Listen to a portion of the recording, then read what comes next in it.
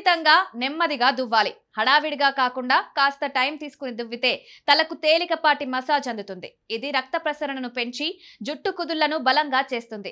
మంచి blood circulation ఉంటే కుదుళ్లకు ఎక్కువ పోషకాలు అంది జుట్టు ఆరోగ్యంగా ఉంటుంది. సరైన దువ్వెన ఎంచుకోవాలి.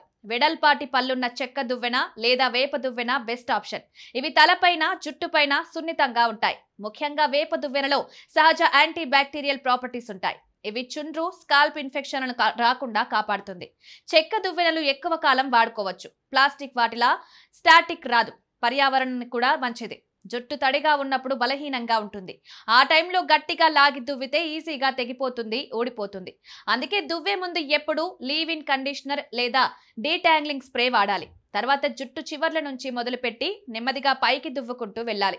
దీనివల్ల జుట్టు లాగినట్లు అవ్వడం, తెగిపోవడం తగ్గుతుంది. అతిగా దువ్వితే తలలోని నూనె గ్రంథులు ఎక్కువగా పనిచేసి స్కాల్ప్ జిడ్డుగా మారుతుంది. జుట్టు అనవసరంగా బ్రేక్ అవుతుంది. రోజుకు 2 సార్లు చాలు.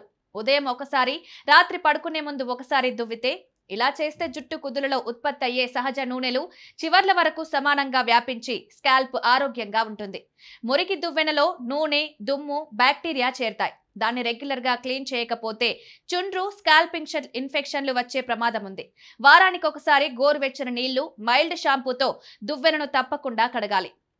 టెన్షన్లో, అలసటగా ఉన్నప్పుడు, హడావిడిగా ఉన్నప్పుడు జుట్టు దువ్వద్దు. అలాంటి టైంలోనే జుట్టును గట్టిగా లాగేస్తాం, చిక్కులను సరిగ్గా పట్టించుకోం.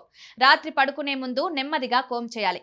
మైండ్ ను రిలాక్స్ అవ్వడమే కాకుండా స్కాల్ప్ ను స్టిమ్యులేట్ అయ్యి జుట్టు బాగా పెరుగుతుంది.